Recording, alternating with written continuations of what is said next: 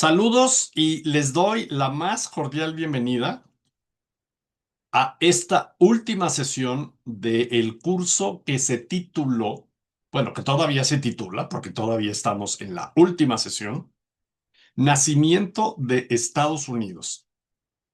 Este curso en donde hemos hecho este viaje desde finales del siglo XVIII, nos remontamos incluso a principio del curso a recapitular sobre lo que había pasado desde 1763, cuando se terminó lo que se conoce como la Guerra Franco-India, aquel conflicto que enfrentó por un lado a una coalición de colonos y el ejército británico contra una coalición de diferentes pueblos nativos hacia la parte occidental de los montes, se me fue ahorita me recuerdo, con los franceses y algunos pueblos nativos, y en esos puntos donde se empezaban a tocar, pues los intereses territoriales de los colonos con los intereses territoriales de los franceses.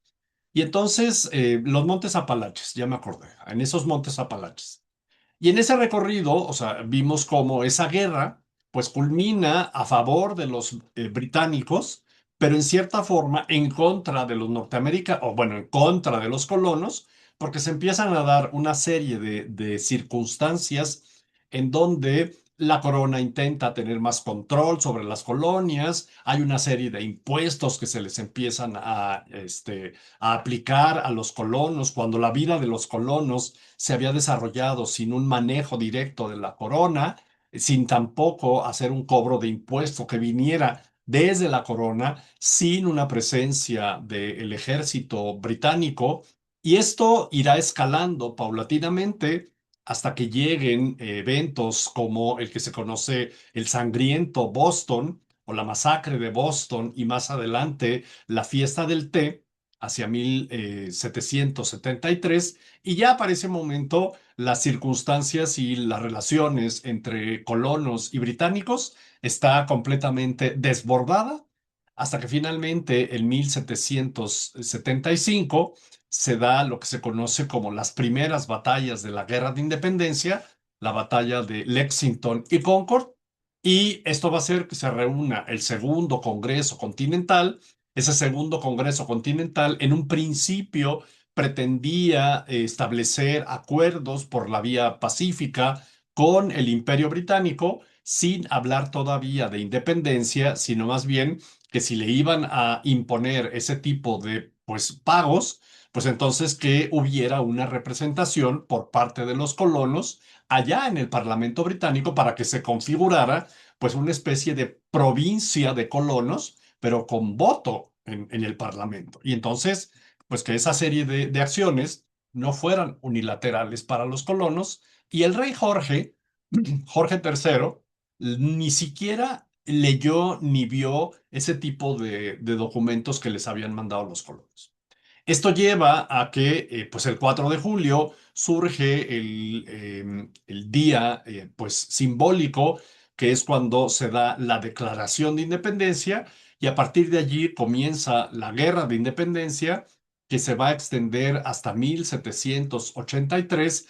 Se reconoce en ese año con el Tratado de París la independencia de los Estados Unidos. Vimos también, pues, lo complejo que es haber unido a 13 colonias que habían surgido en el transcurso de la historia desde 1607 de manera autónoma, pero además cada una teniendo sus propias razones de existir, y todo ese proceso político, intelectual, muy enfocado en esos principios de la Ilustración, que es bastante importante que logren configurarse como unos Estados Unidos.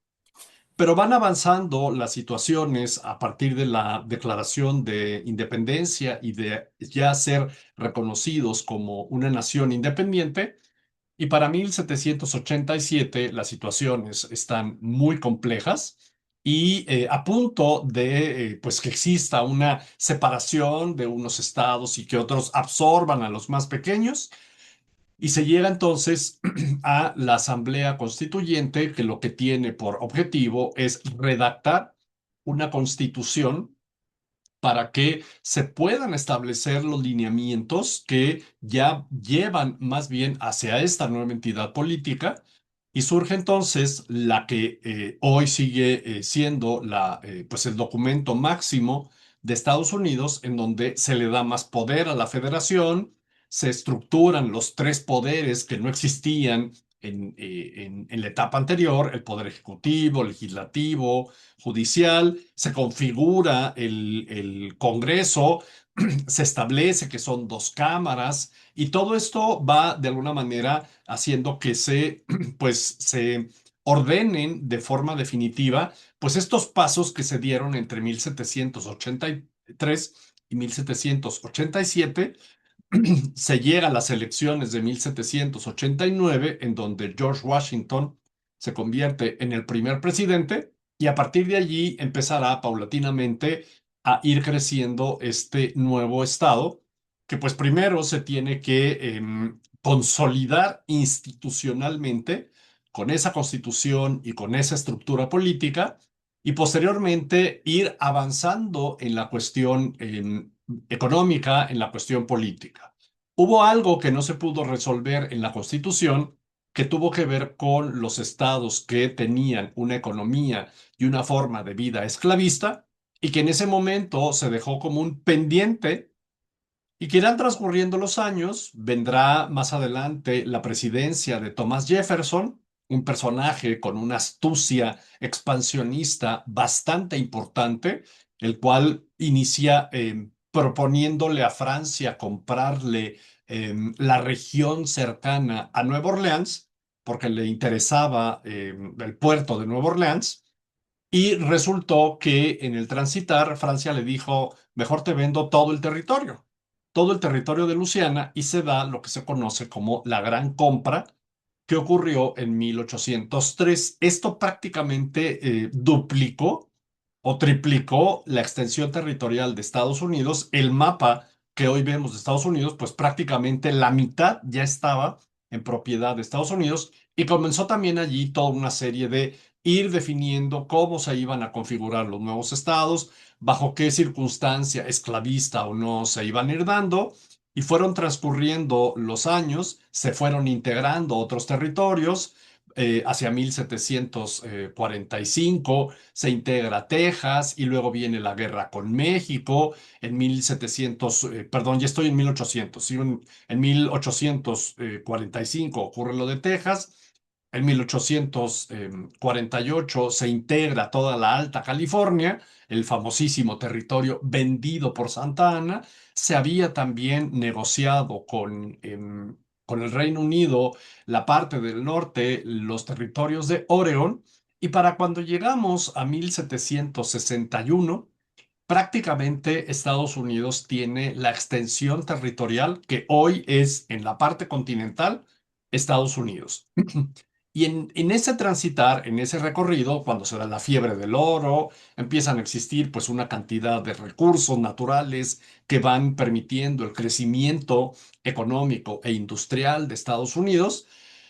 Sigue más bien aquel pequeño detalle que no se resolvió en 1787, que era lo de los estados esclavistas. Fue creciendo porque conforme iba creciendo el territorio, se tenía que ir decidiendo qué territorios eran esclavistas y cuáles no, y se llegó a un punto en donde se podía ir negociando, pero hacia 1760 ese equilibrio que se fue tambaleando prácticamente desde mediados del siglo XIX llega a un punto de quiebre, y entonces no puede ya resolverse más la situación.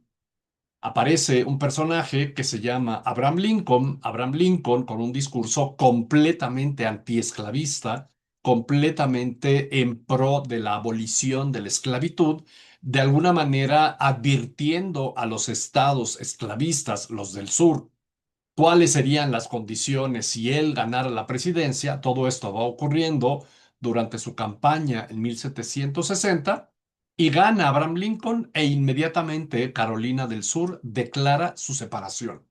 Y paulatinamente se va dando una serie de declaratorias de independencia, en lo que luego se va a configurar como pues la República Confederada, y comienza allí lo que vimos entonces ya la sesión anterior, que fue la guerra civil, que pues es también conocida como la Guerra de Secesión, porque se separaron 13 estados del territorio de la Unión, vamos a decir, de la Unión, de Estados Unidos.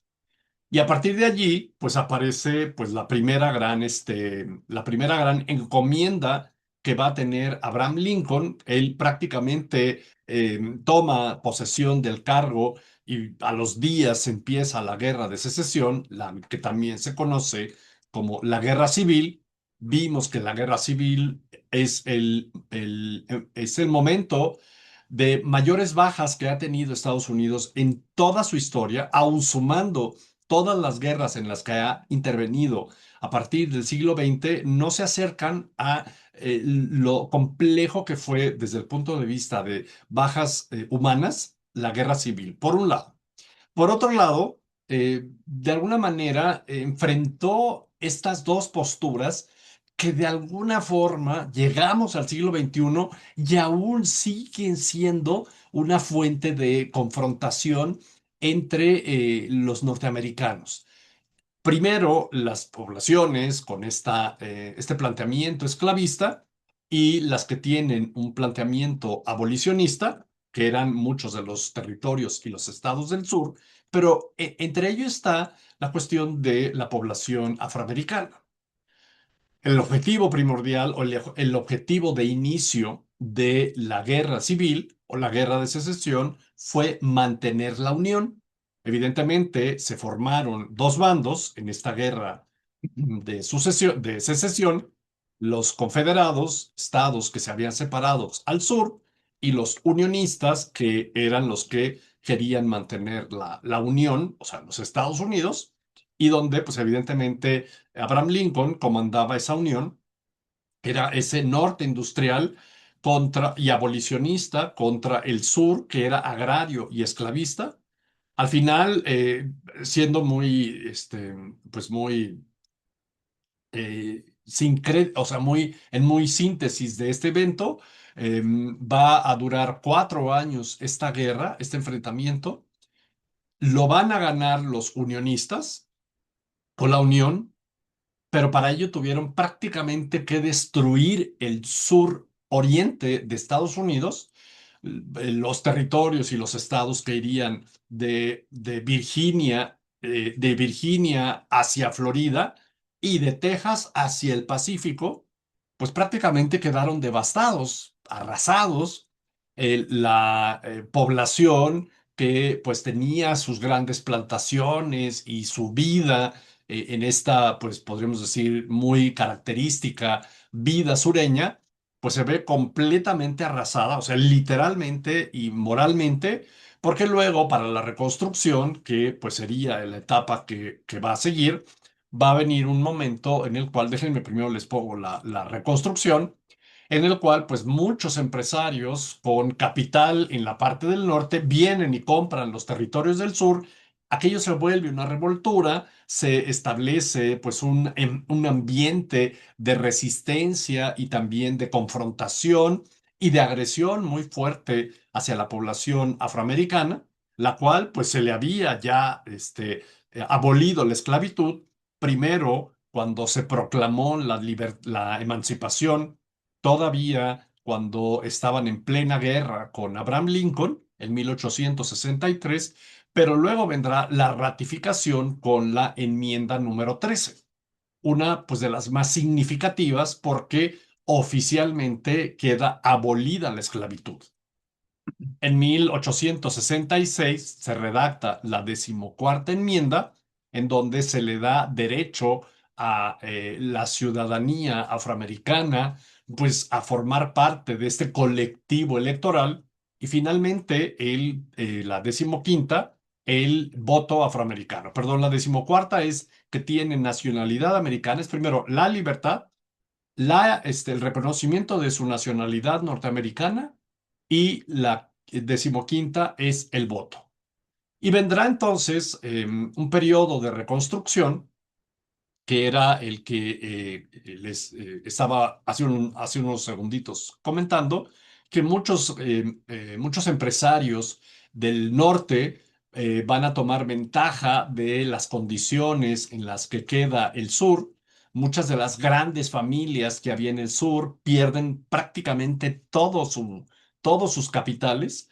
Y esto, pues evidentemente, se va a volver un ambiente muy tenso porque los habitantes del sur tendrían que, pues de alguna forma, atenerse a o a las nuevas condiciones que se están imponiendo y los afroamericanos que deciden quedarse en ese territorio, pues van a vivir una serie de ataques violentos, primero con el desarrollo del Ku Klux Klan y luego también de unas condiciones que no son nada favorables para ellos. O sea, este trato que se le va a dar a la población del sur, el Deep South, como se conoce, en ese mismo, podríamos decir, cuadrado hacia la parte suroriental de Estados Unidos, pues va a ser que la condición al afroamericano, si bien ya no es esclavo, pues es tratado todavía completamente diferente y se va a dar un periodo de segregación muy fuerte que va a perdurar prácticamente hasta los años 60 del siglo XX. Pero eso ya lo veremos más adelante.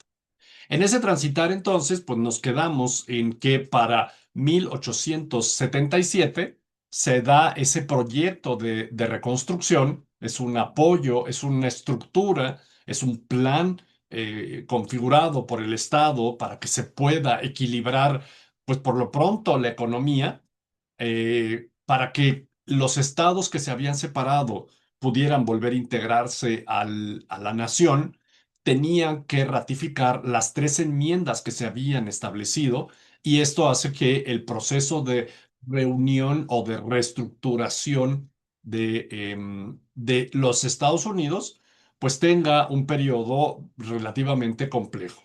En realidad, la enmienda que era obligada a aceptar fue la decimotercera.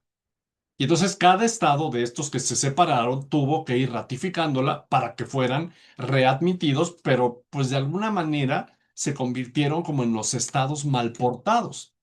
Y por otro lado, otros estados, vamos a decir, del centro hacia la parte occidental, que no habían estado directamente involucrados en la confrontación, porque la guerra civil se lleva a cabo prácticamente en la línea que une a los estados del norte con los estados del sur, y podríamos decir que pues, de los grandes valles del centro hacia California, no se dieron eventos bélicos pero sí tuvieron que integrarse enviando personas, enviando víveres, dando recursos al bando que le correspondiera, y esto pues evidentemente también hizo que sufrieran los estragos de la guerra. No como el sur profundo, pero finalmente todo el territorio que hasta ese momento pues era Estados Unidos se vio involucrado en el que pues está considerado como el momento en el que Estados Unidos pudo dejar de ser esa gran entidad política que era antes de la guerra civil en cuanto a la extensión territorial y que posteriormente va a reconstruir a partir de 1865, cuando acaba la guerra civil.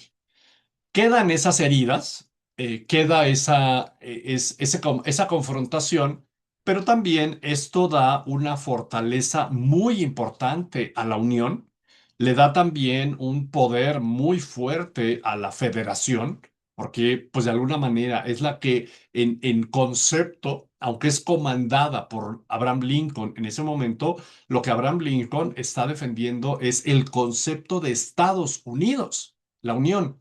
Y al lograrse, pues indirectamente, o sea, está reconocido como el gran héroe de la guerra de secesión, Abraham Lincoln, pero también logra consolidar a esa entidad política que es la Federación, la cual pues termina fortalecida posterior a la guerra de secesión.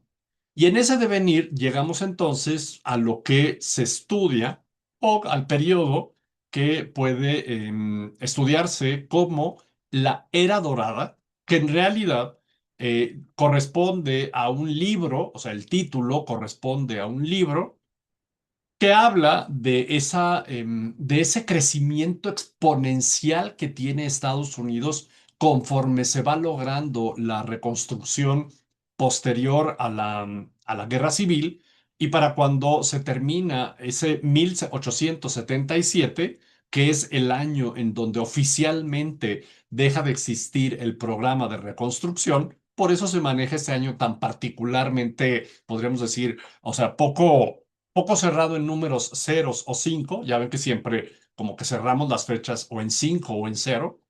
Ese 1877 se maneja porque es cuando el programa oficial de reconstrucción termina, pero ya para ese momento había crecido de forma muy importante lo que tenía que ver con la cuestión industrial. Y Estados Unidos va a entrar en un periodo que pues lo va a llevar a una condición verdaderamente importante en su posición ya como una potencia mundial. Si miramos a Estados Unidos como la gran potencia del siglo XX y del siglo XXI, es fácil pensar pues de alguna forma que todo comienza en la Segunda Guerra Mundial, porque pues es el Estados Unidos que tenemos un poco como ya ubicado como la gran potencia. Sin embargo, ese liderazgo tiene raíces más en el pasado. Para cuando estalla la Primera Guerra Mundial en 1914, en la cual Estados Unidos no intervino hasta más adelante, Estados Unidos ya no era un actor secundario. Su papel como gran proveedor de insumos. Estoy ahorita en la Primera Guerra Mundial. O sea, lo que trato de hacer es una reflexión de ese Estados Unidos que ya observamos en la Primera y en la Segunda Guerra Mundial, ya como un personaje muy importante. En esa Primera Guerra Mundial es un gran proveedor de insumos, crédito, manufactura para Europa, lo que lo colocó en una posición estratégica y luego lo que significó cuando formalmente entra a la Primera Guerra Mundial a partir de 1917. Tras la crisis de 1929, que evidenció fragilidades en el sistema económico, el país se reorganizó y para cuando comience la Segunda Guerra Mundial, su capacidad industrial fue decisiva. No solo participó militarmente, sino que sostuvo el esfuerzo bélico. La Segunda Guerra Mundial no se hubiera podido haber ganado para el bloque antieje Berlín-Roma-Tokio, para no decir ni los buenos ni los malos, sino no pudo ganarla, no pudieron ganarla los occidentales contra Berlín-Roma-Tokio si no hubiera intervenido Estados Unidos. Es determinante la entrada de Estados Unidos. Bueno, primero, las aportaciones que da, los suministros que otorga, ya estoy en la Segunda Guerra Mundial, y luego la intervención directa. Y luego vendrá la Guerra Fría. Sigo haciendo esta reflexión de ese Estados Unidos que vemos como ya la gran potencia. Este gran periodo, este Estados Unidos que les estoy de alguna manera llevando a reflexionar, no surgió de repente. Su base está en la Edad Dorada. A finales del siglo XIX, Estados Unidos ya era una nación industrial, integrada y ambiciosa que ya veía al mundo con los ojos de somos iguales. Y allí es en donde desarrollamos esta sesión para ver a un Estados Unidos que va a tener un auge impresionante en el desarrollo industrial, pero con unos contrastes muy fuertes en cuanto a la población que va a trabajar como obrera. Y posteriormente, ¿cuáles fueron los factores que llevaron a ese gran crecimiento? Después de la tempestad, cuando pues esta reflexión que ya les he hecho algunas ocasiones, posterior a 1877, cuando termina ese periodo de construcción, cuando de alguna manera las heridas de la guerra civil se cerraron, pero no se curaron, Estados Unidos entra en una etapa clave. deja de ser un país en reconstrucción, que fue pues prácticamente el objetivo primordial de Estados Unidos entre 1865 y 1877, y se convierte en una economía en expansión. La guerra civil había terminado, pero sus efectos seguían presentes. El sur profundo, Carolina del Sur, que ahí lo muestro en este mapita en color rojo, Carolina del Sur, Georgia, Alabama, Mississippi y Luisiana permanecían en una condición de un proceso más lento de desarrollo.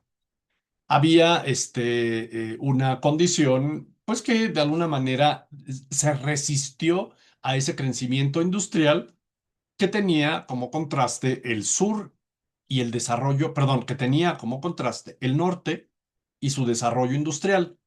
El crecimiento del acero, el petróleo, la electricidad, que esa va a ser importantísima, la electricidad, el ferrocarril, pues impulsaron la economía nacional generando, además de un crecimiento industrial impresionante, la aparición de grandes fortunas, de unos personajes con unas fortunas verdaderamente impresionantes, razón por la cual a esta etapa se le conoce como la Gilded Edge, que yo le puse a la sesión la Edad Dorada, pero que en realidad debería haberse llamado la Edad Chapada en Oro, que es como literalmente se produce Gilded Edge.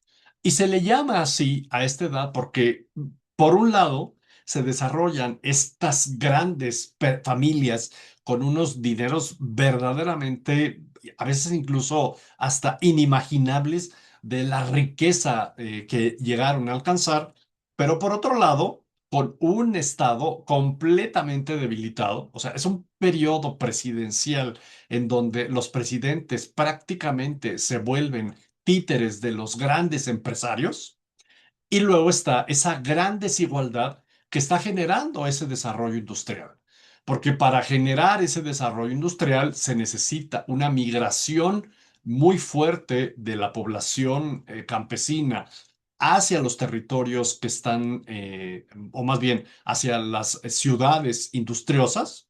Y por otro lado, hay una gran migración europea, porque lo que Estados Unidos necesita en ese momento es una mano de obra, o más bien es una gran mano de obra, pero con unas condiciones completamente diferentes a los que viven esos grandes magnates.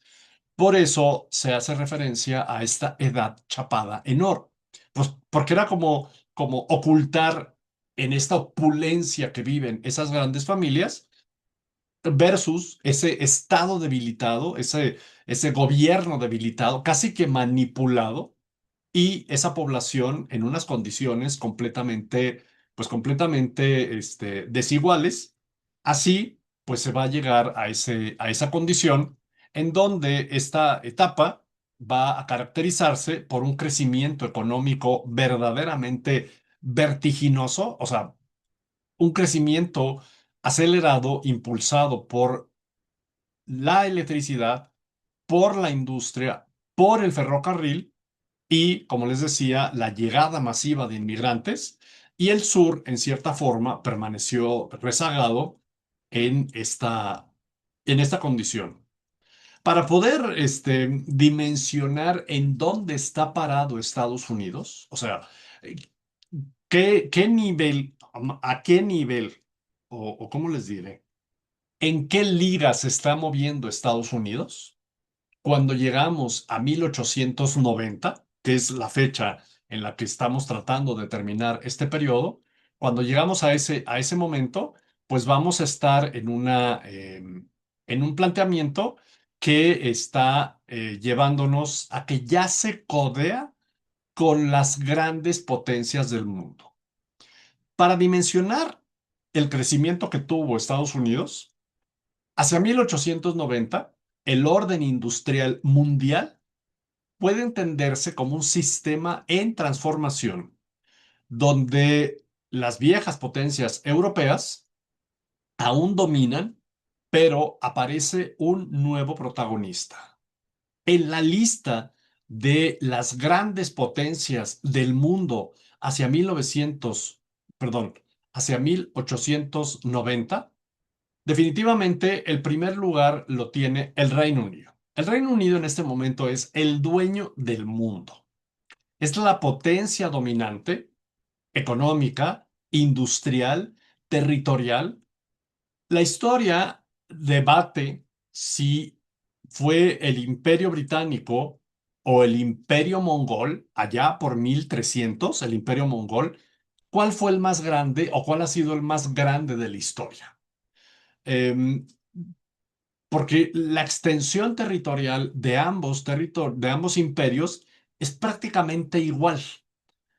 Algunos, algunos historiadores le dan más crédito al Imperio Mongol porque su expansión territorial fue en un territorio continuo, prácticamente desde la costa del Pacífico chino, pues hasta lo que hoy correspondería a Turquía, el Imperio Mongol.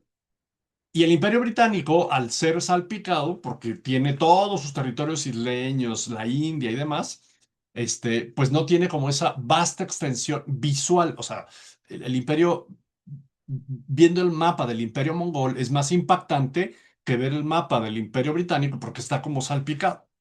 Pero sin duda, la trascendencia que tiene, o que ha tenido al mundo el Imperio Británico es, pues, demasiado determinante.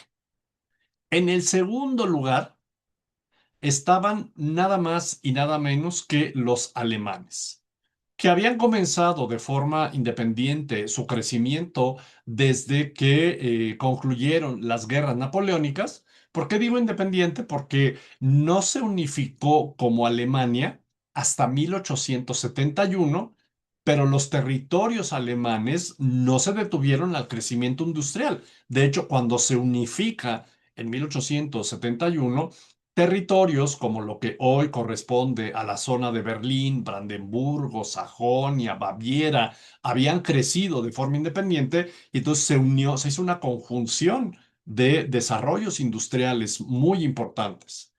No era probablemente desde el punto de vista de expansión territorial el imperio más grande, era más grande evidentemente el Reino Unido, pero más grande que el imperio alemán era el imperio francés, pero económicamente e industrialmente era más fuerte el imperio alemán. Y resulta que ya en ese momento, en tercer lugar está Estados Unidos.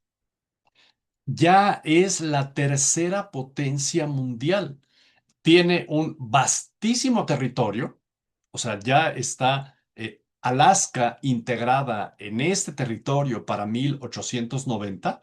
Alaska fue comprada al Imperio Ruso en 1867. Tiene internamente unos recursos verdaderamente fabulosos, una gran ventaja en lo que tiene que ver con pues, el suministro de materias primas para ese desarrollo, porque para que el Imperio Británico crezca, pues tenía que traer todas sus materias primas de sus colonias a su territorio, porque la fábrica estaba en Inglaterra, en Londres o en Birmingham. Birmingham era otro gran centro industrial de Gran Bretaña en ese momento. La gran diferencia, lo mismo pasaba con el Imperio Alemán. El Imperio Alemán debía traer de otros lugares sus insumos. Lo mismo va a pasar con el cuarto lugar. Francia también tiene unas grandes extensiones en su condición de imperio, pero hay que traerlas. E incluso el que puede considerarse el quinto lugar, Rusia, tiene sus insumos al interior, pero es inmenso. Es intransitable. Además de intransitable, es gigantesco. Hacia 1880, si comparamos la expansión del ferrocarril que tiene el Imperio Ruso comparada a la que tiene Estados Unidos prácticamente tiene ya conectado el Oriente con el Poniente. De hecho, es un poquito más adelante. Estados Unidos terminó la ruta transcontinental en 1889. Y de ahí había un ramaje de ferrocarriles hacia todo el territorio de Estados Unidos. Eso fue determinante. Aquí lo significativo es que ya podemos ver que Estados Unidos no era un país emergente, o sea, era una potencia. De hecho, era la tercera potencia mundial en la cuestión industrial. Probablemente en la parte militar sí lo podemos llevar hasta el quinto lugar. Sin duda el Reino Unido era el número uno, el Imperio Alemán era el número dos. Bueno, luego se va a convertir en el número uno, tanto así que por eso va a estallar la Primera Guerra Mundial. Francia, en la cuestión militar, estaba también considerado probablemente en el número 3 y el Imperio Ruso. La verdad es que luego el Imperio Ruso, ya para cuando lleguemos a 1905, tuvo una muy fuerte confrontación con Japón, que allí en un punto 6 con asterisco podemos poner al Imperio Austrohúngaro y a Japón. O sea, ya también ahí están estos dos protagonistas en esta lista, en el número 6 empatados, vamos a decir, empatados.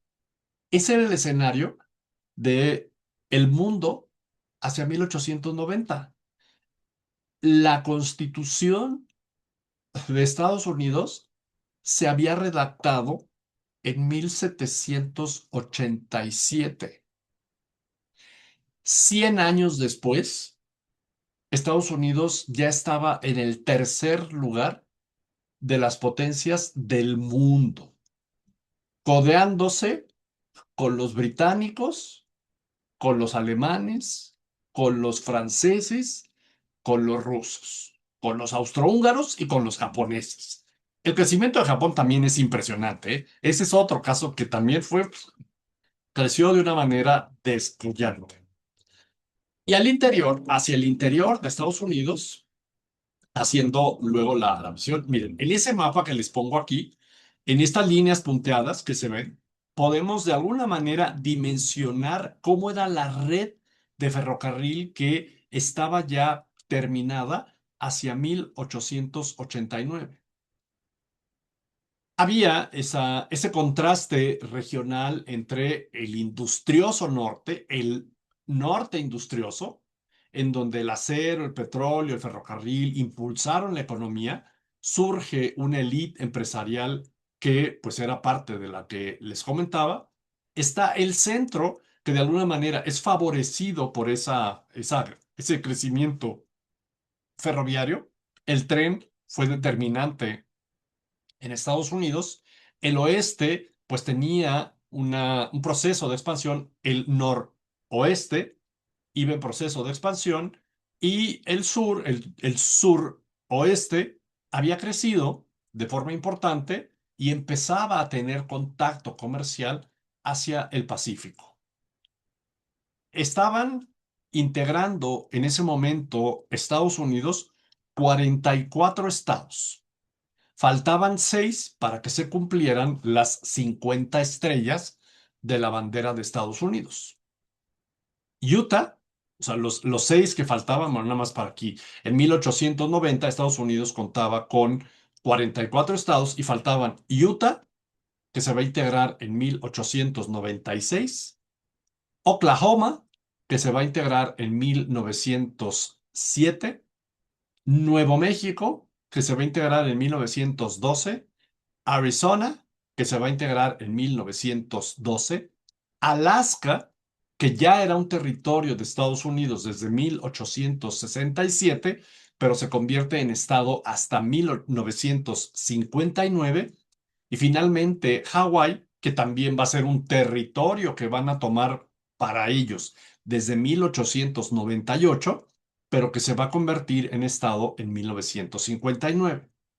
Este desarrollo interno no fue menor y eso es lo que explica que para 1890, con todos los recursos que había al interior y con ese desarrollo que se hizo con los ferrocarriles, Estados Unidos fuera esa tercera potencia industrial.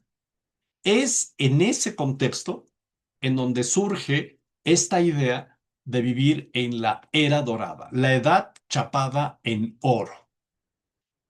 La Gilded Age, pues ya lo comenté, es este periodo que va a transcurrir aproximadamente entre 1870. Yo le estoy poniendo 1877 para relacionarlo con el momento en el que termina ese plan de reconstrucción.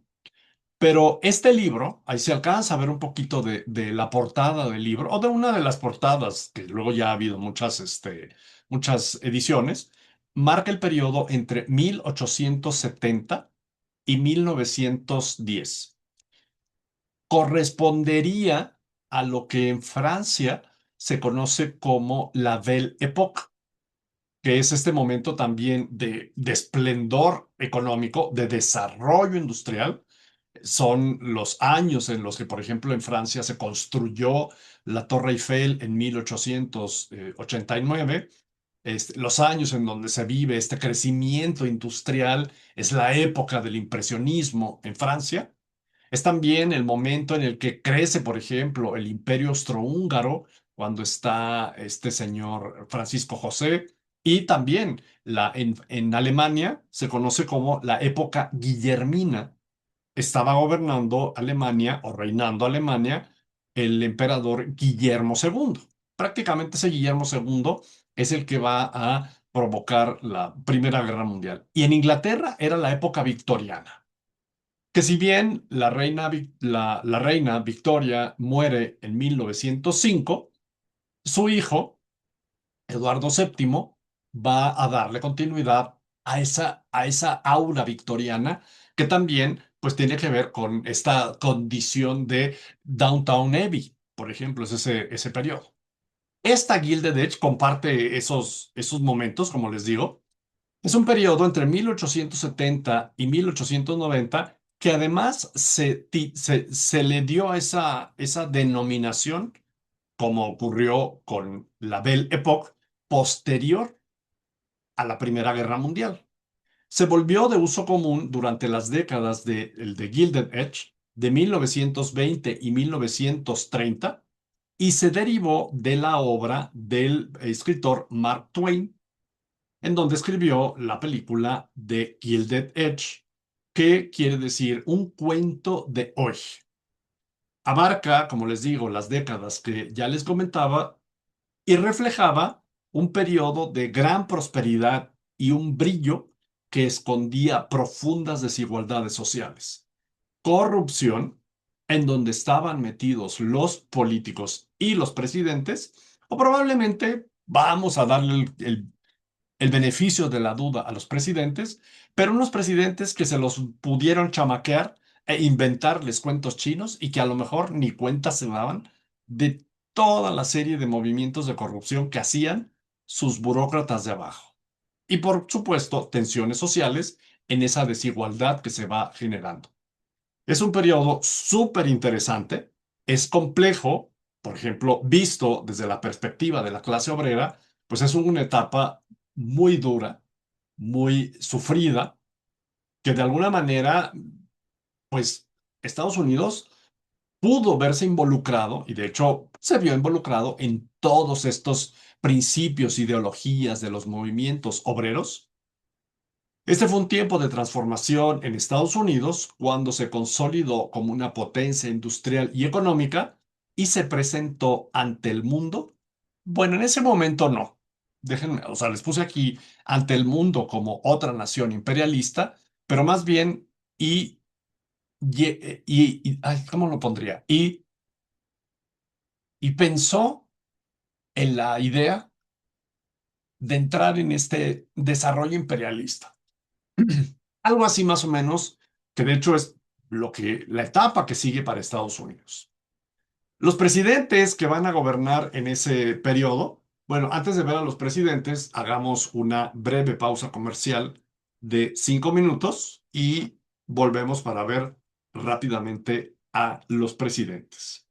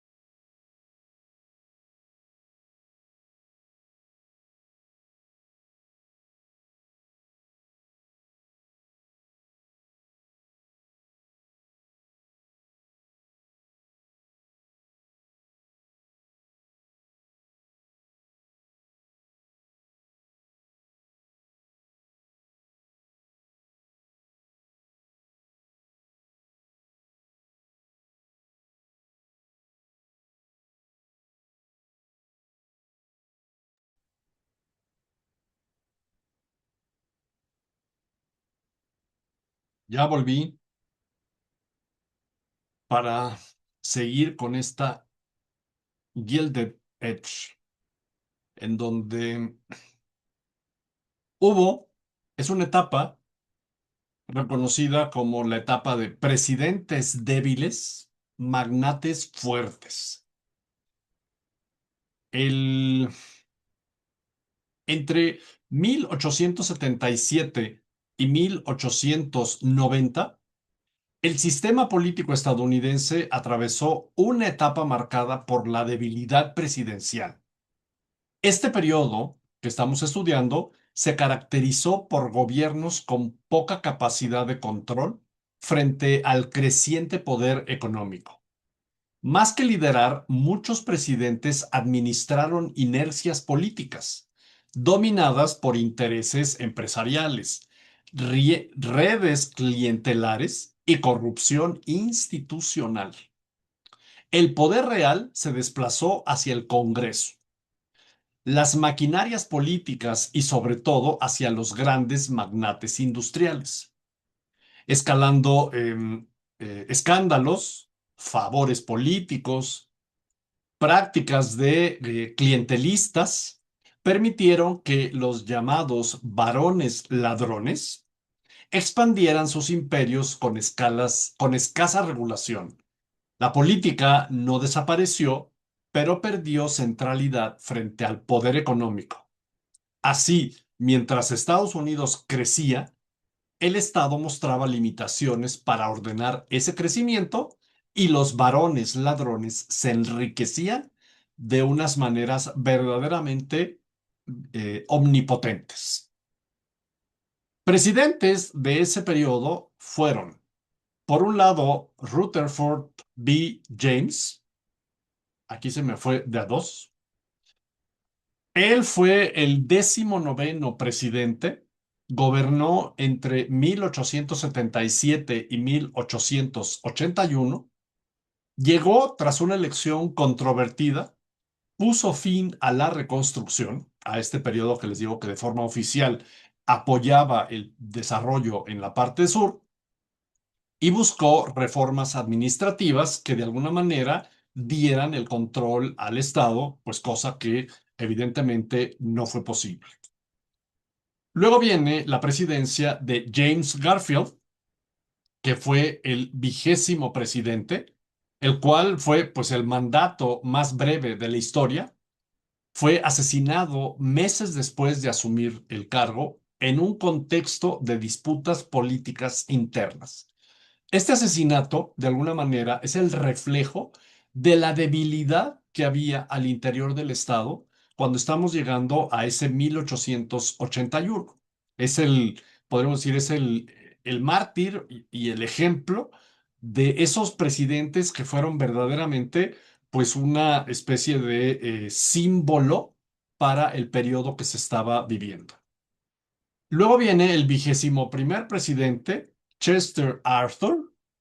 Él va a gobernar entre 1881 y 1885. Impulsó la ley Pendleton, en el cual estaba él pretendiendo que se profesionalizara el servicio civil, aunque pues su gestión fue evidentemente controlada por los grandes empresarios. Vendrá después Grover Cleveland, en donde es el 22º presidente de 1885 a 1889, defensor de un gobierno limitado, buscó contener el gasto público y enfrentar la corrupción. Y de alguna manera, poco a poco, a partir de ahí se fue más o menos llegando a una equidad entre empresarios y presidentes. Benjamin Harrison fue el presidente en el periodo entre 1833 y 1901, perdón, sí, y 1901, en donde, perdón, está mal aquí, es en 1901 es cuando él muere. Entre 1889 y 1893, promovió aranceles altos, una política económica favorable a la industria, consolidando el poder empresarial y evidentemente, pues el crecimiento de Estados Unidos para que toda esta serie de condiciones. De hecho, esta parte le puse factores que impulsaron el desarrollo, factores que impulsaron el cambio, pero en realidad ya la diapositiva anterior ya fue uno de los factores que impulsaron el cambio. O sea, esta debilidad presidencial fue uno de esos factores. Y vamos a ver ahora varios de otros factores. ¿Cómo fue posible, si lo hacemos en pregunta, cómo fue posible que este crecimiento tan acelerado, más que un simple avance económico, fue la convergencia de fuerzas que transformaron al país desde su interior? Industria, tecnología, capital, gobierno débil, migración, mentes empresariales brillantes, mientras nuevas industrias concentraron riqueza y poder en pocas manos. Al mismo tiempo, millones de personas llegaron a las ciudades y también millones de inmigrantes llegaron a estos nuevos territorios, modificando su escala.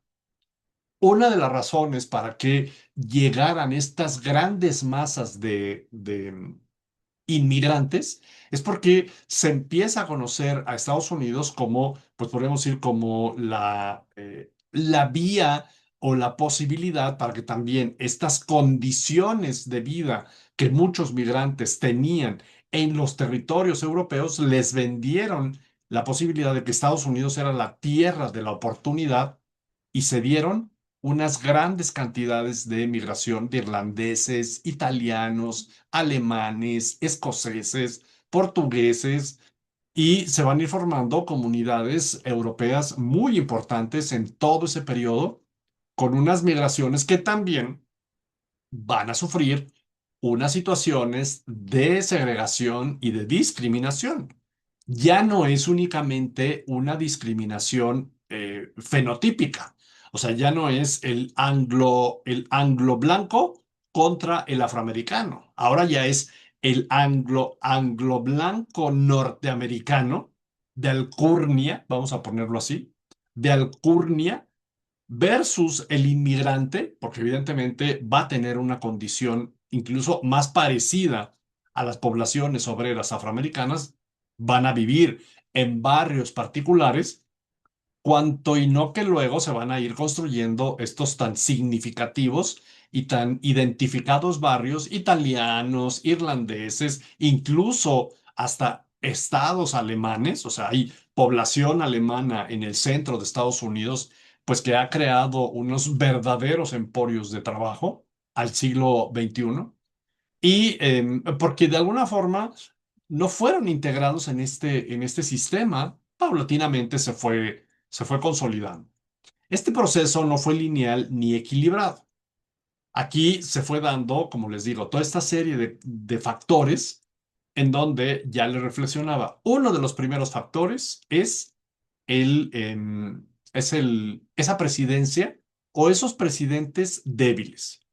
Pero luego también, bueno, a mí aquí más bien es como a resumen de lo que estamos viendo, es un periodo en donde el crecimiento es asombroso, pues ya lo vimos tan asombroso que ya Estados Unidos es la tercera potencia industrial y económica para 1890.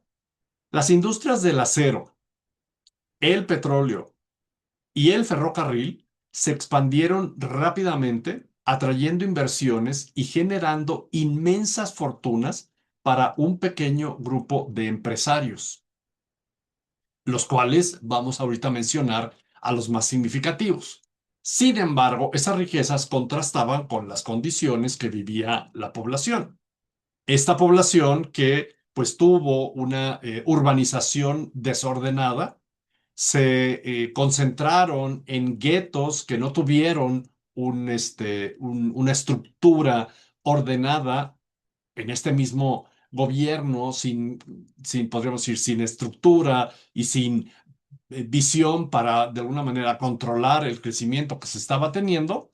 Es, por ejemplo, en Nueva York, cuando van creciendo todos estos barrios alrededor de Manhattan, el Bronx, el Harlem, el Queens, todos forman parte de Nueva York, pero Manhattan era la zona, podríamos decir, la zona elite de Nueva York, y se forman esos guetos hacia los exteriores de Manhattan.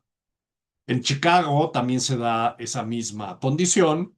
En otras ciudades, como por ejemplo allá en la parte occidental, en San Francisco, esa migración masiva va a hacer que se dieran problemas, hacinamiento, falta de infraestructura, pobreza y barrios marginales, lo cual también pues va a detonar en confrontaciones directas, pandillas, atracantes, pero es una condición que se replica en el Reino Unido, en Alemania, en Francia. Todos estos países que se van a industrializar van a presentar más o menos estas mismas condiciones. Y como todo este desarrollo se fue dando desde mediados de los 1900 hacia 1940, allí es donde apareció este señor Carlos Marx, en donde empieza a rebatir o empieza a querer quitarle el poder a los empresarios y que el obrero fuera el dueño de las fábricas. Pero bueno, ese es otro tema que ya veremos en el próximo módulo cómo impactan esas ideas socialistas, comunistas a Estados Unidos, porque en Europa fue verdaderamente fuerte la influencia que tuvo ese señor Marx, luego el señor Engels, luego el señor Lenin, así le fue a Rusia. Pero bueno, eso ya es parte de lo siguiente.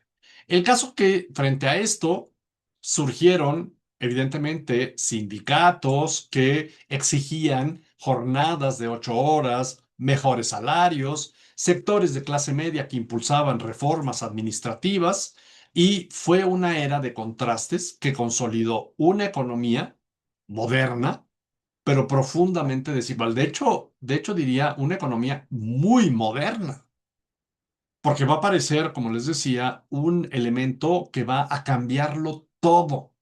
Y esa es una aportación directamente norteamericana y se llama electricidad comercial. Y allí vamos a tener al gran padre de la electricidad comercial, que es el señor Benjamin Franklin. Benjamin Franklin. Tomás Edison. Ya mis cebolas, ahí voy. Estas condiciones, bueno, pues ya vimos aquí, me fui adelantando y no les puse las letritas, va a hacer que se desarrollen estos señores.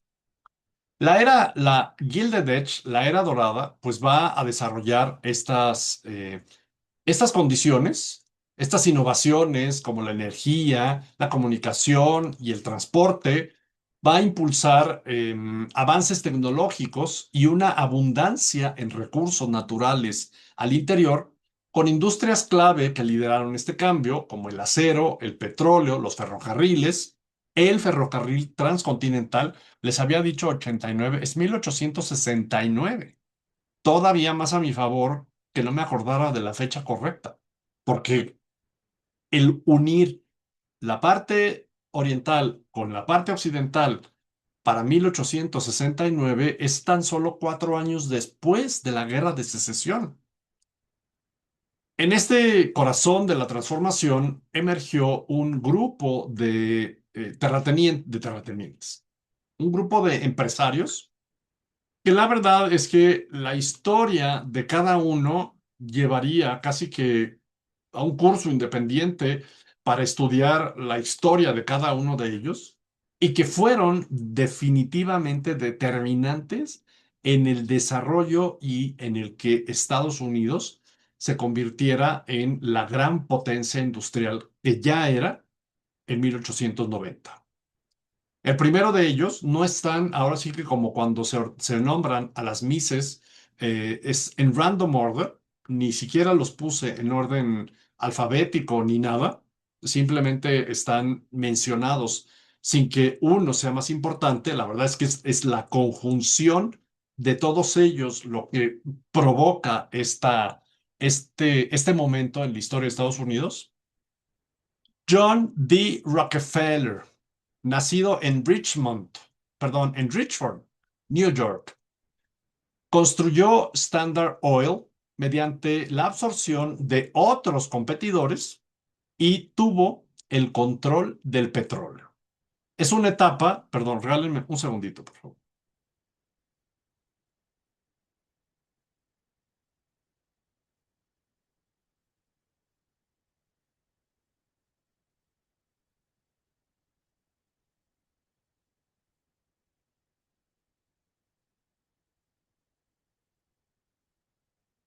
Es una etapa, les decía, en donde estos señores monopolizaron las industrias, em, haciendo em, compras a las pequeñas industrias por las buenas o por las que yo las quiero hacer, o sea, o por las malas.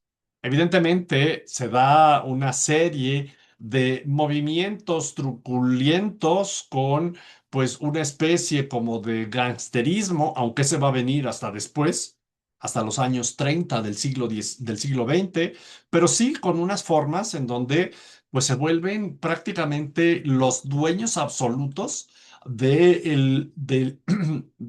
el área que estén manejando. Por ejemplo, en este caso, Rockefeller, y luego a lo largo de la historia, pues quedan inmortalizados, pues en este caso, por ejemplo, con el edificio Rockefeller. O sea, el edificio Rockefeller, que es construido hacia los años 30, es apenas una así como, bueno, de hecho, el Rockefeller es el edificio, la pista o la plaza que se convierte en pista de hielo en Navidad, el arbolote que se pone cada año y donde encuentra la mamá a Kevin en Mi Pobre Angelito 2 y todos los edificios que están es así como apenas, así una poca muestra de la grandeza que tuvieron esos señores. Aparece otro personaje que es Andrew Carnegie. Él tiene el acero como su gran industria. Él nació en Escocia, es un inmigrante. Además, lo interesante de todos estos personajes es que casi todos tienen una condición de origen, si no humilde, por ejemplo, en el caso, y me acordé por Carnegie, en el caso de Carnegie, que llega como inmigrante, pues en una condición de inmigrante, eh, el entorno, la condición de libre mercado que tiene Estados Unidos, que va a tener su punto de choque dramático allá cuando lleguemos a 1929, pero que en ese momento el Estado no controla nada, no solo por los presidentes débiles, sino porque el liberalismo está funcionando en toda la expresión de la palabra en Estados Unidos. Y entonces, pues aquel que tiene las habilidades de conocer la oferta y la demanda, la negociación, la especulación, la transformación y todo lo que termina en ción, se vuelve rico. Por eso les decía que son mentes muy astutas. Para mí, una persona astuta es una persona que es muy inteligente, pero siempre tiene un dejo de maldad en sus acciones. Y si no de maldad, un dejo de ver para mi beneficio. Y todo lo que tenga que pasar por encima, lo siento mucho. Bueno, insisto, casi todos esos van teniendo ese origen y es la condición que les da ese entorno económico de libre mercado que tiene Estados Unidos, con los recursos que tiene Estados Unidos. Él fue el impulsor de la producción masiva de acero con métodos eficientes y bajos costos. Era importantísimo el acero para construir los ferrocarriles. O sea, solo imagínense cuánto acero se necesitó para construir esos miles de millones de kilómetros, bueno, millones no, esos miles de kilómetros de vías férreas. Pero además es también la época en la que se van a empezar a construir los grandes rascacielos. Los grandes rascacielos comienzan también a finales de los años 19, puntualmente en Chicago, cuando, paréntesis, hago un paréntesis, seguramente han visto las vacas esas que pintan y que luego ya han aparecido así en la calle, que hace mucho tiempo se hizo una exposición de vacas pintadas y a lo mejor se preguntaron ustedes, ¿y esas vacas qué hacen aquí? ¿O por qué se les dio la idea de pintar vacas, no? Probablemente lo preguntaron. El chiste es que esa moda de pintar las vacas y hacerlas como vacas artísticas surgió en Chicago. En Chicago, no me acuerdo exactamente el año del gran incendio de Chicago, pero fue hacia los 1870, una cosa así. Lo provocó, la leyenda dice que lo provocó una vaca. Toda la parte de ahí donde está el Michigan Mile eran pues potreros y granjas y lugares donde había vacas y animales. Y una vaca tiró una antorcha y cae en la paja y ¡fu! Se quema prácticamente todo Chicago, o todo lo que era el centro operativo de Chicago. Allí en la zona, en donde ahora pues, es la parte más nice, cerca del lago Michigan, así yendo por la Michigan Avenue hacia el lago, ¿no? Y entonces, cuando se dio el aniversario del gran incendio en Chicago, el gobierno de Chicago tuvo la idea de invitar artistas para que hicieran vacas con toda esa idea de pintarlas de colores y hacer como estas vacas artísticas, ¿no? Y las pusieron a lo largo de toda la Michigan Avenue. Y fue famosísima. Eso se presentó como en los 90, 94, 96 más o menos. Y las vacas se hicieron famosísimas y luego a todo el mundo se le ocurrió poner vacas en sus calles. Pero pues las vacas fuera de ese contexto, la verdad es que terminan siendo absurdas. O sea, ¿qué hace una vaca en Reforma? Era lógica la vaca allí en el Michigan Avenue en Chicago, porque siempre se dice la vaca inició el gran incendio. Bueno, el caso es que a lo que iba con esta cuestión de la vaca, cierro el paréntesis de la vaca, es porque después de ese gran incendio comenzaron la construcción de los rascacielos. Y para poder tener esa altura, se requieren edificios que tengan una estructura ligera. Y las estructuras ligeras se tienen que hacer de acero. O sea, el acero es necesario para que una edificación sea ligera. Súmenle a las vías del tren que ya les dije la cantidad de acero que se necesitan para empezar a hacer los grandes rascacielos. El que se conoce como el Flatiron allí en Nueva York, llegando a la Wall Street, el que para 1930 pues, se va a convertir en el icono urbano de Nueva York, que es el Empire State.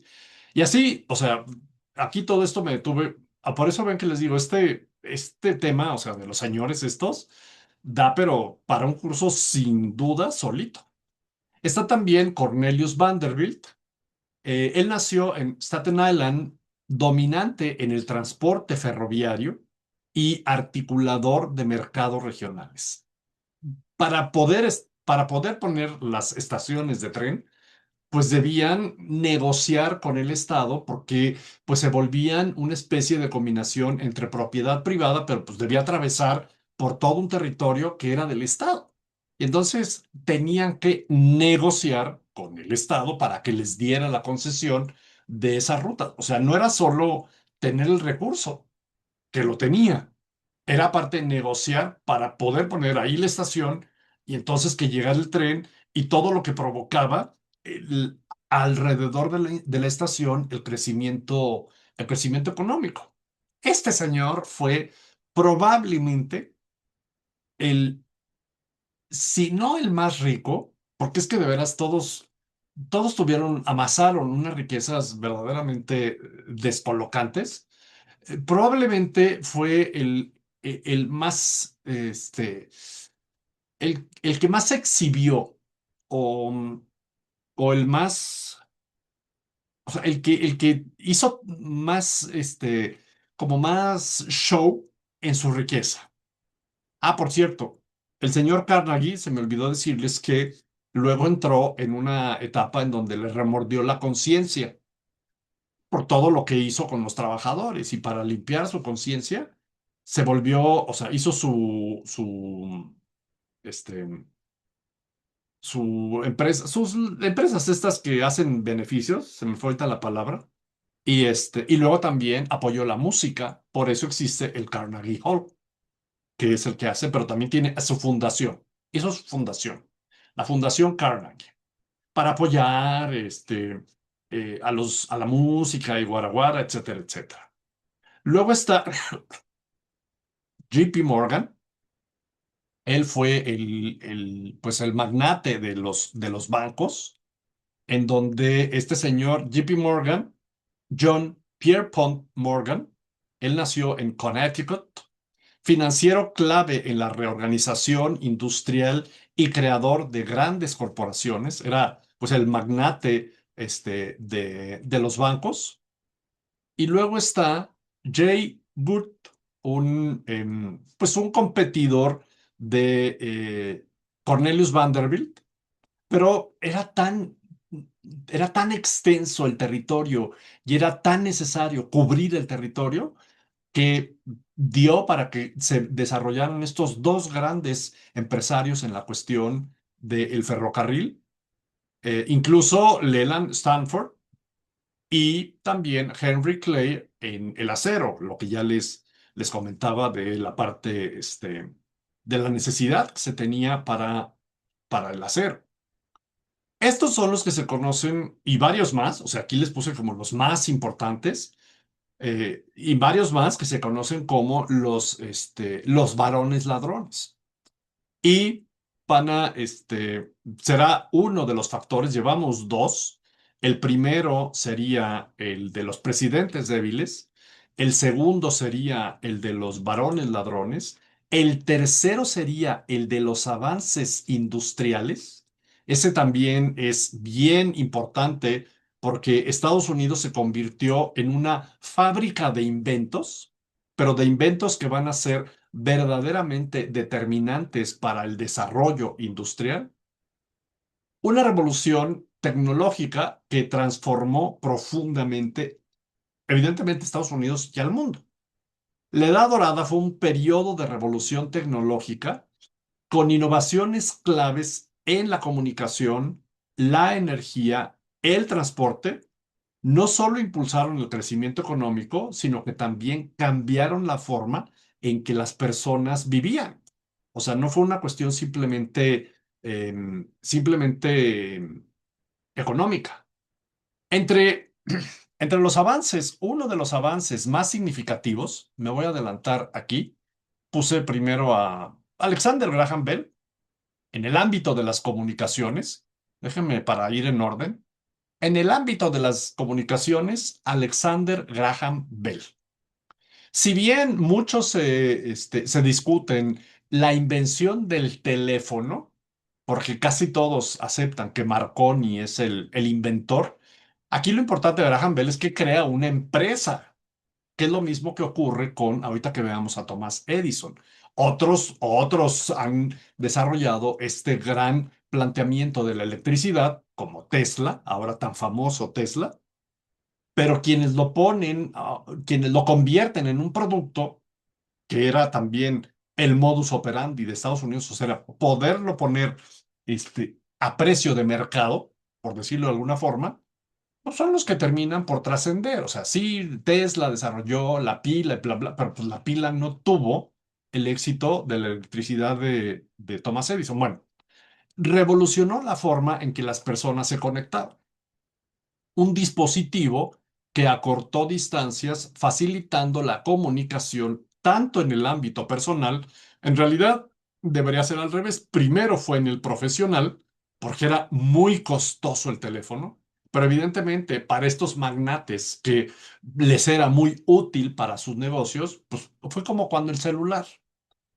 Al principio fue muy costoso, pero era muy útil para los que tenían sus grandes negocios y tenían recurso para comprar el celular, pues le pasó lo mismo al teléfono. Y estaba evidentemente en las casas de estos grandes señores Carnegie y Vanderbilt y se hablaban por teléfono, aunque, aunque era muy moderno, se mandaban cartitas, ¿no? O sea, si la señora Carnegie quería invitar a un café a la señora Vanderbilt, que por cierto, entre ellos luego no se llevaban bien. Digo, me contaron los chismes. Entonces le mandaban una cartita, sí, imagínense el papel y el sello repujado y la tinta, y entonces la mandaban con un propio, así muy elegante. Pero bueno, si tenían teléfono, pues, o sea, usaban el teléfono, ¿no? Y esto facilitó la comunicación y junto con el telégrafo, el teléfono contribuyó a la integración económica del país. Aparece, como les digo, Tomás Alva Edison, que si bien la parte más importante que reconocemos nosotros es la bombilla, lo importante no es la bombilla, lo importante es producir la electricidad, el que se pueda comerciar la electricidad. Este fue uno de los avances más significativos como fuente de energía. Tomás Edison, conocido como el mago de Menlo Park, desempeñó un papel fundamental con la invención de la bombilla. Pues obviamente se necesitaba el artefacto que iluminara, pero la energía no solo era necesaria para iluminar, también era necesaria como energético. Y fue él quien construyó la primera planta en Menlo Park de distribución eléctrica. Hacia 1879, 1880. Esto marcó el inicio de la venta de electricidad. Esta es la parte trascendental de Tomás Alva Edison, que se vende la electricidad, más bien, se fabrica, se condensa o se almacena, se distribuye, se vende y se consume.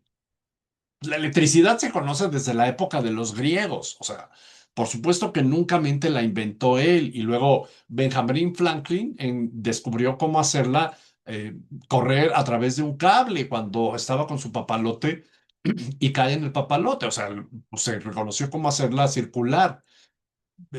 Edison inventa el foco, pero aquí lo importante es producirla, almacenarla, dar las condiciones para poderla distribuir, porque la electricidad llega en voltajes, que si tocas algo de un voltaje original, te mueres en menos un segundo.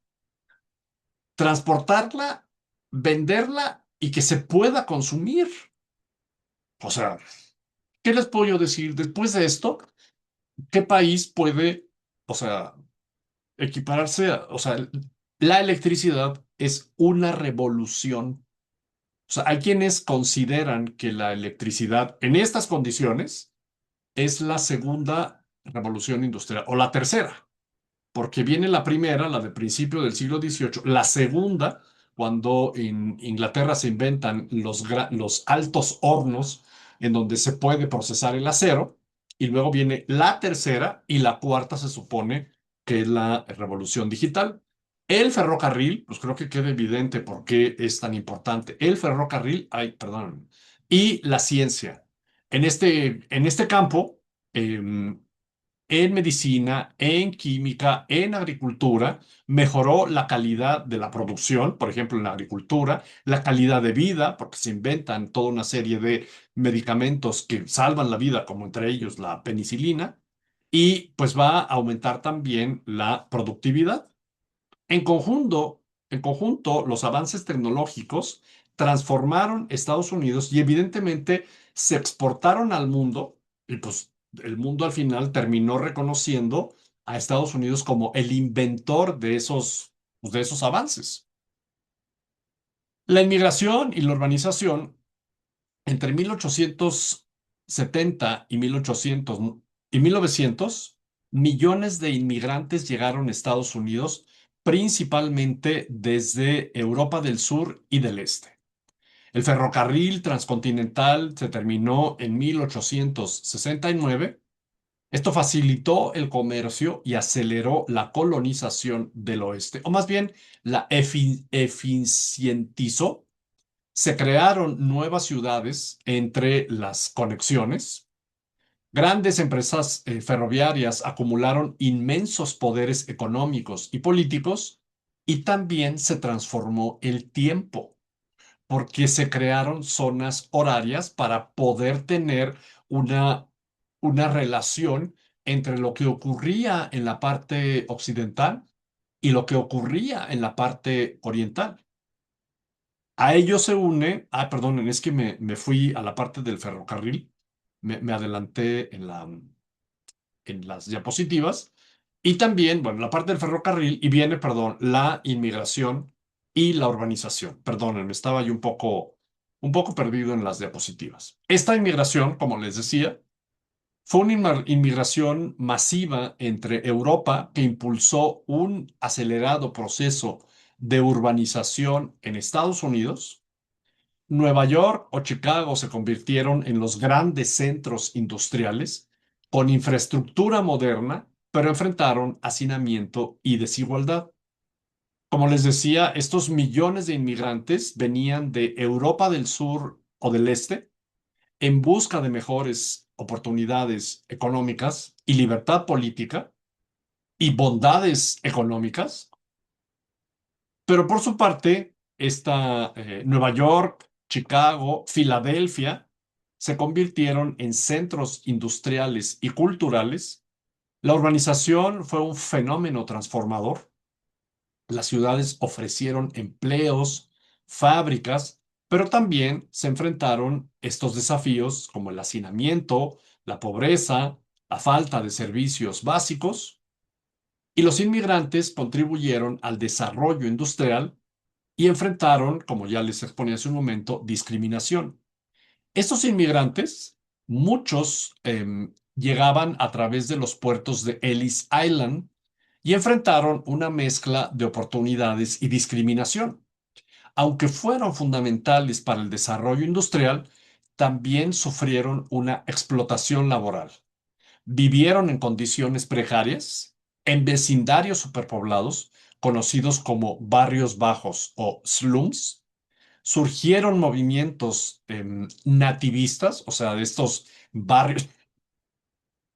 barrios que iban de alguna manera creándose porque segregaban a esa población, rechazaba la alcurnia norteamericana a estos personajes, pero por otro lado, el crecimiento urbano llevó a la creación de una infraestructura moderna como el sistema de alcantarillado, puentes y parques públicos.